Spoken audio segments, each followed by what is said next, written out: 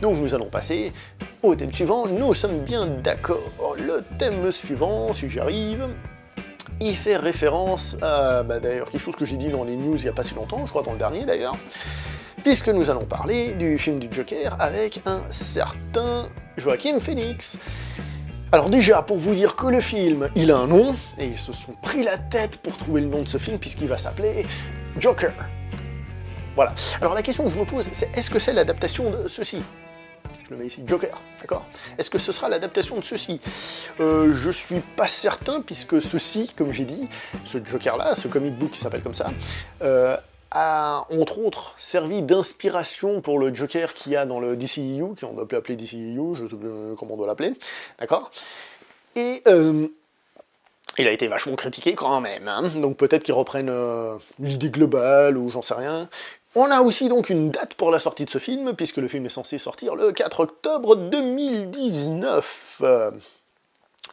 Sinon, on nous annonce aussi, donc, ce qu'on savait déjà, que c'était un film qui était hors continuité, et que ça allait être un film plutôt sombre.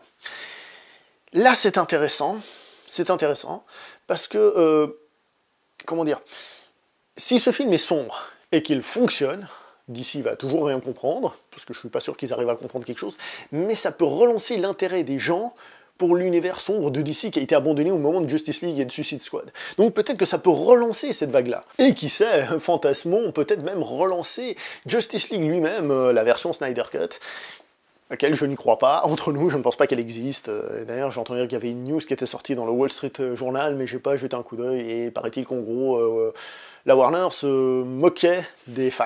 Je suis pas rentré dans le détail parce que je n'ai pas plus d'informations que ça à ce sujet. Et parce que j'y crois pas à cette Snyder Cut, j'en ai parlé la dernière fois parce que c'était une news et j'en avais pas parlé, mais je vais pas en parler à chaque fois parce que sinon il y aurait des rumeurs tout le temps. Donc je disais que cet univers sombre pourrait peut-être relancer l'intérêt pour un truc plus sombre au niveau de DC. Mais est-ce que pour autant ils vont l'intégrer à la continuité d'ici? La continuité d'ici qui, on le sait, est totalement disparate.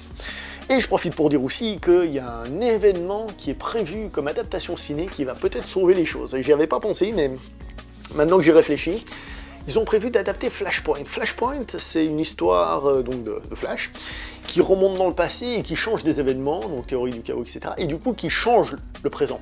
Donc il est possible qu'avec ce Flashpoint, on ait le film sur Flash, qui remonte dans le passé, et que les choses qui modifient tout le DCEU, et donc prennent tout le DCEU, le plient en 4, et boum, le mettent à la poubelle pour recommencer. D'une certaine manière, ça le reloaderait. Ouais, on va dire ça. D'accord, ça le relancerait, ça le recréerait, et là, peut-être qu'ils arriveraient à faire quelque chose, mais...